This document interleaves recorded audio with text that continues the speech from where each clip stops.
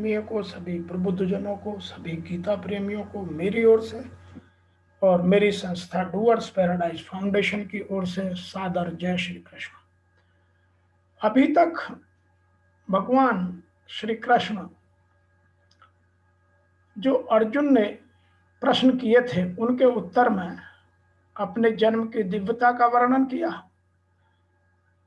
फिर निष्काम कर्म अर्थात कर्मयोग का तत्व बताने के उद्देश्य से अपनी दिव्यता का वर्णन किया और अपने कर्मों की दिव्यता के जानने का महत्व क्या है वह 9वें श्लोक में बताया। और इस 10वें श्लोक में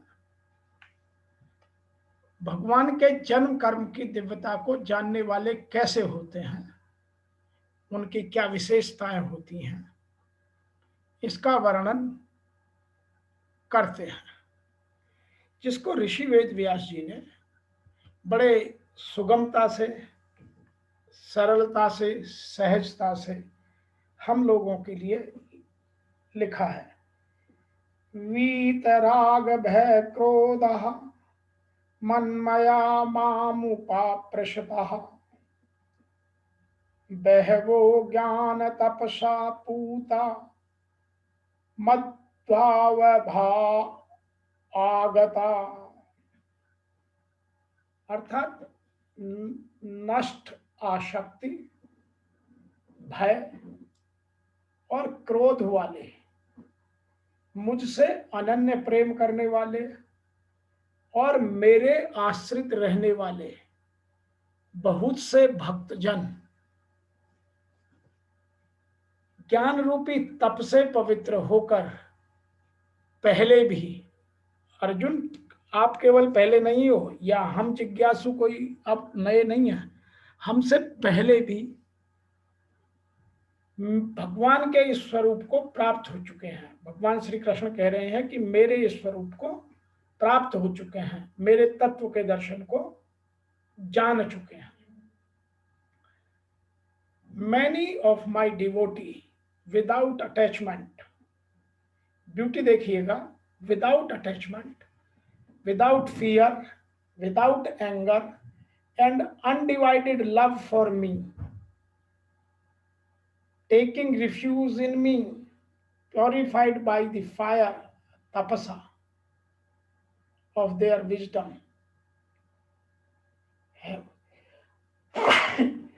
have earlier attained me। तो भगवान कह रहे हैं कि आप पहले नहीं हो। Many of my devotees without attachment, fear, anger, with undivided love for me, taking refuge in me, purified by the fire of their wisdom, have attained me। अर्थात यहाँ हमारे लिए यह जानने की बात है कि उनमें कौन कौन से गुण होते हैं जो मुझे प्राप्त करते हैं। भगवान क्या कह रहे हैं, क्या होता है सुनिएगा। राग और विराग दोनों से परे वीतराग, इसी प्रकार भय और अभय, काम क्रोध दोनों से परे, अनन्य भाव से अर्थात अहंकार रहित मेरी शरण में आए हुए। बहुत से लोग ज्ञान तप से, किससे पवित्र होकर, ज्ञान तप से पवित्र होकर मेरे इस स्वरूप को प्राप्त हो चुके हैं। अब ऐसा होने लगा है, ऐसी बात नहीं है, यह एक निरंतर सतत प्रक्रिया है। जो यह सब विशेषताएं रखता है वह मुझे प्राप्त करता है, मेरे स्वरूप को प्राप्त करता है, अर्थात उनकी आत्मा मुझ में लीन हो जाती है। वह जन्म मरण के बंधन से छूट जाता है, वह इस संसार रूपी भवसागर को पार कर जाता है। अब ऐसा होने लगा है, ऐसी बात नहीं है, यह विधान सदैव रहा है। बहुत से इसी प्रकार से मेरे स्वरूप को प्राप्त हो चुके हैं। किस प्रकार, जिन जिन का हृदय अधर्म की वृद्धि देखकर परमात्मा के लिए गिलानी से भर गया। उस स्थिति में मैं अपने स्वरूप को रचता हूं, वे मेरे स्वरूप को प्राप्त होते हैं, जिसे योगेश्वर श्री कृष्ण ने तत्व दर्शन कहा है। तो पीछे के अध्याय में हम तत्वदर्शी की बात की और तत्व दर्शन की प्रक्रिया को यहां समझाया, और तत्व दर्शन के लिए कुछ उन्होंने विशेषताएं बताई हैं, जैसे जिनका हृदय अधर्म की वृद्धि देखकर मेरे लिए अर्थात परमात्मा के लिए ग्लानि से भर जाता है, मैं उनको अपने इस स्वरूप के रचते हुए वह मुझ में समाधिस्थ हो जाते हैं, और यही तत्व दर्शन है। परम तत्व है परमात्मा, और उसके प्रत्यक्ष दर्शन के साथ जानना ज्ञान है। ऐसी जानकारी वाले ज्ञानी मेरे स्वरूप को प्राप्त होते हैं। अर्थात अर्जुन का प्रश्न या हम जैसे जिज्ञासुओं का प्रश्न यहां भगवान ने स्वयं पूरा किया, उसका उत्तर दिया। अब हमें कुछ चीजें और समझने की हैं। जैसा कि पहले भी कहा जा चुका है, विषयों में आसक्त व्यक्ति के लिए परम सत्य के स्वरूप को समझ पाना कठिन है। कठिन ही नहीं, अत्यंत कठिन है। सामान्यतः जो लोग देहात्मक बुद्धि में आसक्त होते हैं, वे भौतिकवाद में इतने लीन हो जाते हैं कि उनके लिए यह समझ पाना असंभव सा लगता है। तो यदि हमें परमात्मा को समझना है तो पहले भौतिकवाद से और देहात्मक बुद्धि से बाहर निकलना पड़ेगा। देहात्मक बुद्धि का मतलब है कि जो बुद्धि देह से संबंधित, देह को और देह से संबंधित चीजों को अपना मान बैठती है, उसे देहात्मक बुद्धि कहते हैं। और उनके लिए यह भी असंभव सा लगता है कि परमात्मा व्यक्ति कैसे हो सकता है। ऐसे भौतिकवादी व्यक्ति इसकी कल्पना तक नहीं कर पाते हैं कि ऐसा भी दिव्य शरीर है जो नित्य तथा सच्चिदानंद है। उनके लिए यह कल्पना से परे की चीज होती है। भौतिकवादी धारणा के अनुसार शरीर नाशवान, अज्ञान में तथा अत्यंत दुखद में होता है। अतः जब लोगों को भगवान के साकार रूप के विषय में बताया जाता है तो उनके मन में शरीर की यही धारणा बनी रहती है। ऐसे भौतिकवादी पुरुषों के लिए विराट भौतिक जगत का स्वरूप ही परम तत्व है, लेकिन इस परम तत्व को वे इन चर्म चक्षुओं से देख नहीं सकते। उसके लिए दिव्य दृष्टि चाहिए, और दिव्य दृष्टि को प्राप्त नहीं करना चाहते, तो फिर उनको दर्शन कैसे हो? यह वर्तमान युग का सबसे बड़ा प्रश्न, आज का यक्ष प्रश्न यह बना हुआ है। फलस्वरूप वे परमात्मा को निराकार मानते हैं और भौतिकता में तल्लीन रहते हैं। इसलिए उनको भगवान का आकार दिखता नहीं, जो प्रकृति के रूप में, जो प्रकृति की सुंदरता के रूप में, हमारे लिए अलौकिक रूपों में यत्र तत्र सर्वत्र व्याप्त है, वह उन्हें दिखाई नहीं देता। वह उसको अपने अज्ञानतावश अपनी उपलब्धि या अपनी मेहनत का फल मान बैठते हैं।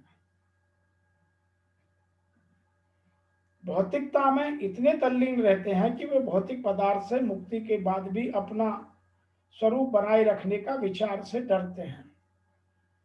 जब उन्हें यह बताया जाता है कि आध्यात्मिक जीवन भी व्यक्तिगत तथा साकार होता है, तो वह पुनः व्यक्ति बनने से भयभीत हो उठते हैं। फलतः वे निराकार शून्य में तदाकार होना पसंद करते हैं।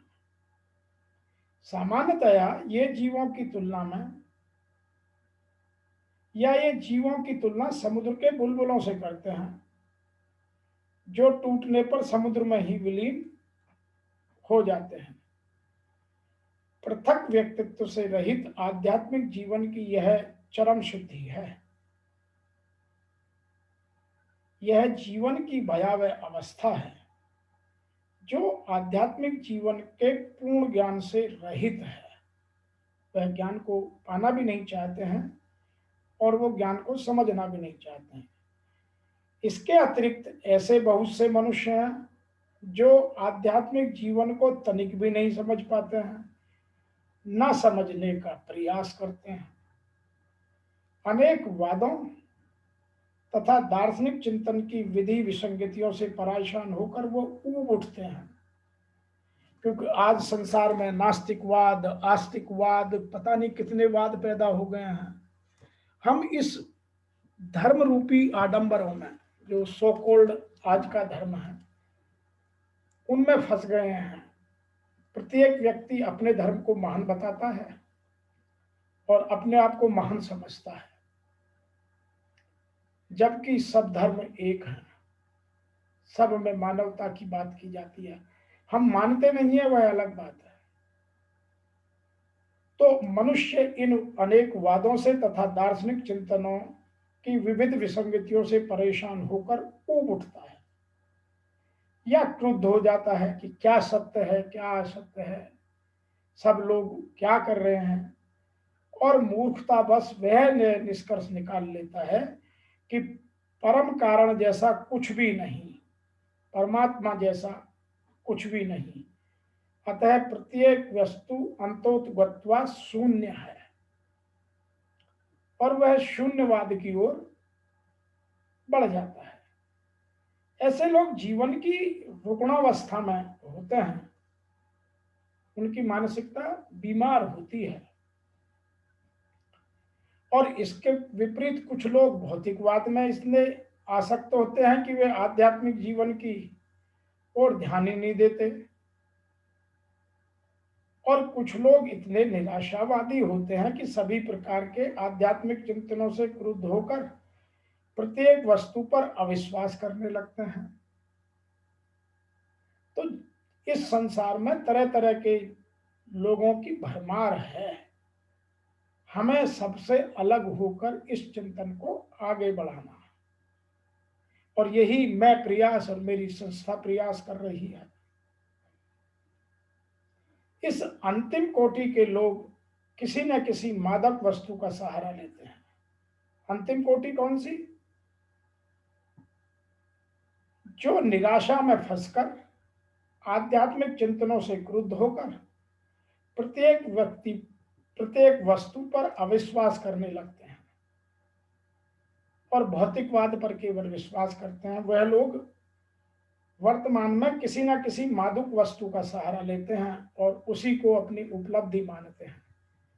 वर्तमान काल में इसीलिए तरह तरह के नशाले पेय पदार्थों या नशीले अन्य पदार्थों का प्रचलन बहुत बढ़ गया है।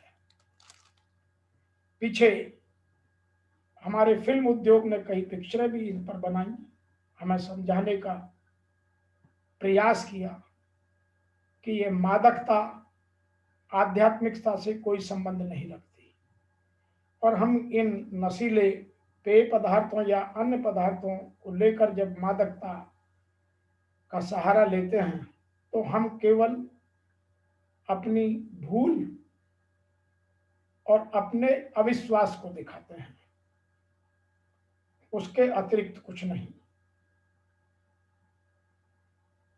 कुछ लोग मादक वस्तुओं का सहारा लेकर उनके मति भ्रम को कभी कभी आध्यात्मिक दृष्टि मान लिया जाता है। कुछ लोग वो नशे में इतने लीन हो जाते हैं कि वो सोचते हैं कि बस यही आध्यात्मिकता है। तो आज पथ प्रदर्शक कम और पथ भ्रष्ट ज्यादा नजर आते हैं। इसलिए वर्तमान में हमें जो पथ भ्रष्ट लोग घूम रहे हैं उनसे सदैव बचना है, और जिन्होंने इस धर्म को अपना व्यवसाय बना लिया है। मनुष्य को भौतिक जगत के प्रति आसक्ति की तीनों अवस्थाओं में छुटकारा पाना होता है। यदि हम आत्मा का परमात्मा में विलीन कराना चाहते हैं तो उसमें बाहरी जगत की इतनी आवश्यकता नहीं है, हमें आवश्यकता है अपने आंतरिक जगत को ठीक करने की। तो मनुष्य को भौतिक जगत के प्रति आसक्ति के लिए तीन अवस्थाओं को छुटकारा पाना होता है। और ये तीन अवस्था क्या क्या है? नंबर एक है आध्यात्मिक जीवन की उपेक्षा, जो हमने भौतिकवाद के कारण कर दी, इससे छुटकारा पाना है। नंबर दो है आध्यात्मिक साकार रूप में भय,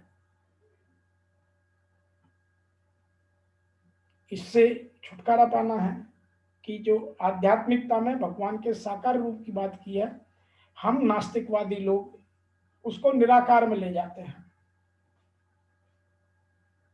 तथा नंबर तीन है जीवन की हताशा से उत्पन्न शून्यवाद की कल्पना कि इस दुनिया में कुछ भी सही नहीं है।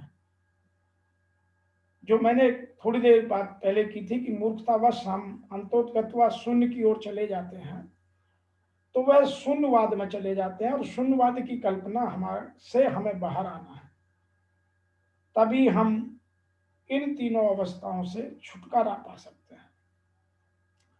जीवन की इन तीनों अवस्थाओं से छुटकारा पाने के लिए हमें करना क्या है, यह भी जानना समझना बहुत आवश्यक है।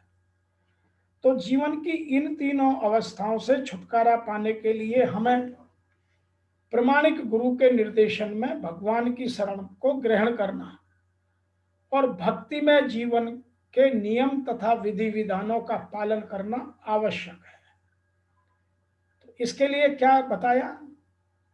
जो यहाँ भगवान के हिसाब से यदि बात करें, परमात्मा के हिसाब से बात करें, तो एक तो प्रमाणिक गुरु का निर्देशन, और यदि वह संभव नहीं है तो भगवान की शरण ग्रहण करना और भक्ति में जीवन के नियमों का पालन करना।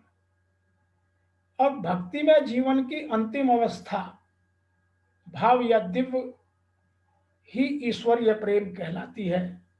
जैसे सूरदास, मीरा, भीलनी, हनुमान जी, संत सुदामा जी, ये अनेक उदाहरण हैं। प्रारंभ में आत्म साक्षात के सामान्य इच्छा होनी चाहिए। जब हम किसी चीज को शुरू करें तो प्रारंभ में आत्म साक्षात की सामान्य इच्छा होनी चाहिए कि पहले मैं अपना आत्म साक्षात करूं।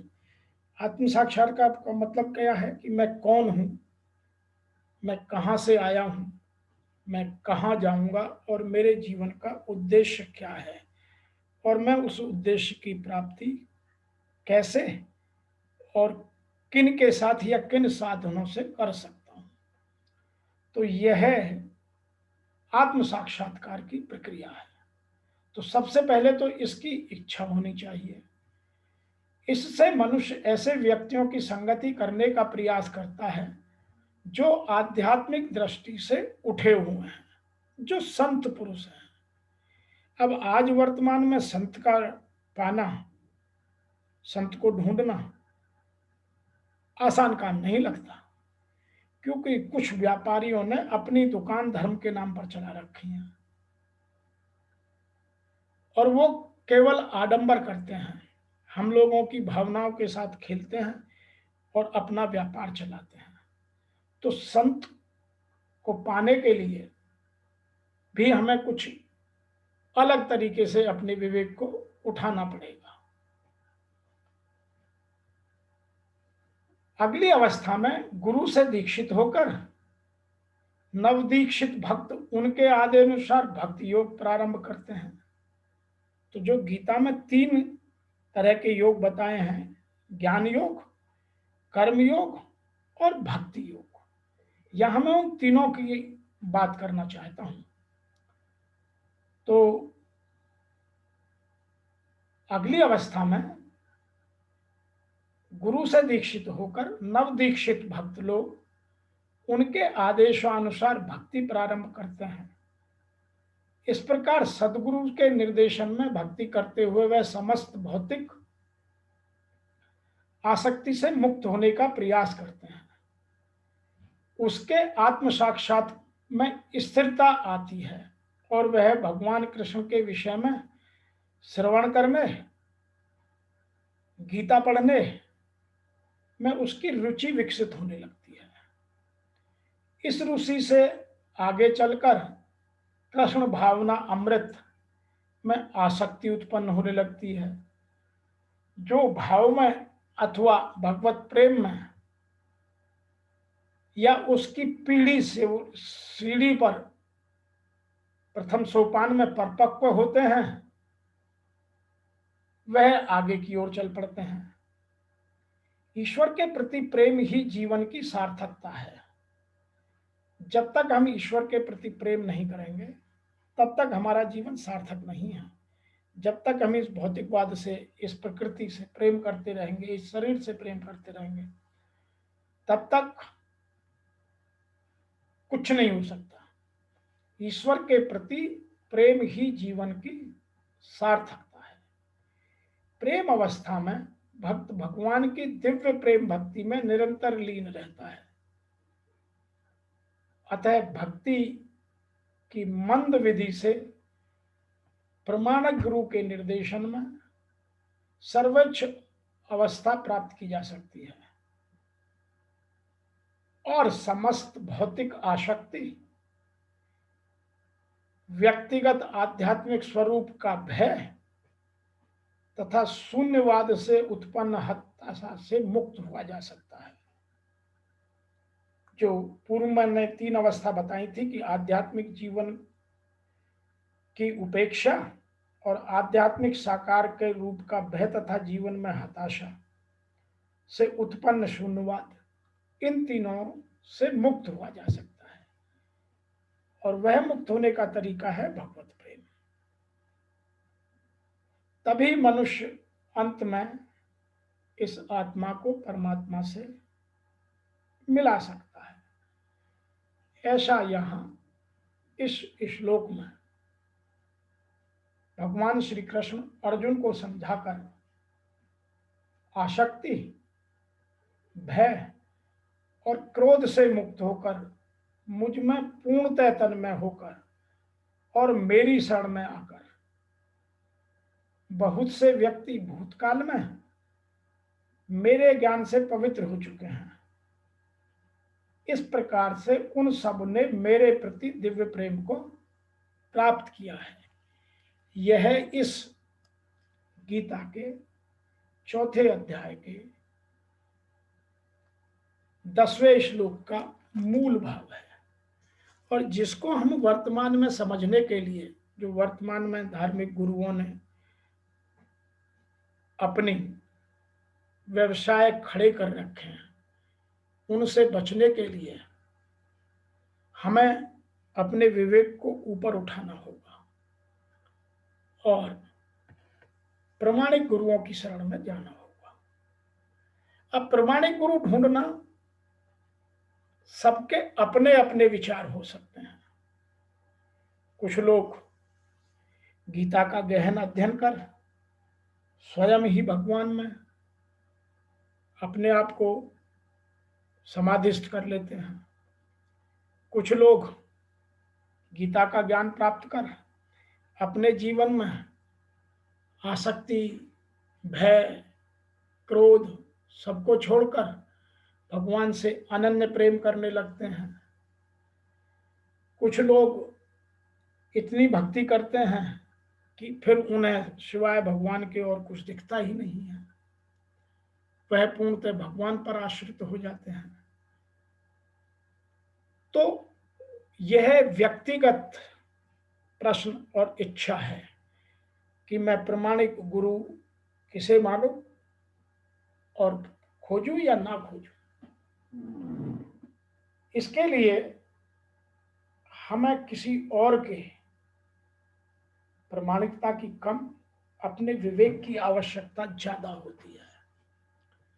नंबर 2, बहुत से भक्त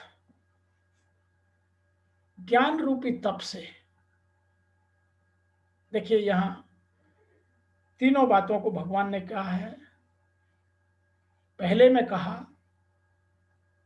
कि नष्ट आसक्ति, भय और क्रोध वाले मुझ में अनन्य प्रेम करने वाले और मेरे आश्रित रहने वाले। अब दूसरी बात कह रहे हैं कि भक्त, जो मेरे भक्त हैं। और तीसरी बात कर रहे हैं ज्ञान की। तो ज्ञान रूपी तप, तप से पवित्र होकर, पवित्र किससे होना है? ज्ञान से। तो अपने ज्ञान को, विवेक को बढ़ाना होगा। पहले भी मेरे स्वरूप को प्राप्त हो चुके हैं और आगे भी होंगे। तो यह है हम जैसे जिज्ञासुओं को गीता भगवान श्री कृष्ण के माध्यम से और ऋषि वेद व्यास के प्रयासों से यह निर्देशित करती है, मार्ग प्रशस्त करती है कि हम इन चीजों को समझकर अपने जीवन में उतारकर अपने जीवन की उत्कृष्टता को और बढ़ाएं और अपने जीवन के महत्व को समझते हुए इस जिस काम के लिए भगवान ने हमें यह मानव शरीर दिया है उसको सच करने के लिए परमात्मा में प्रेम में तल्लीन होकर उसकी भक्ति में लगकर परोपकारवाद को आगे बढ़ाकर प्रत्येक में ईश्वर का रूप देखकर प्रत्येक को ईश्वर की आकृति मानकर और प्रत्येक वस्तु को, जो भी प्रकृति में है, फूल हैं, पौधे हैं, जीव है, जंतु है, वनस्पति है, मानव है, जो भी है, सबको ईश्वरीय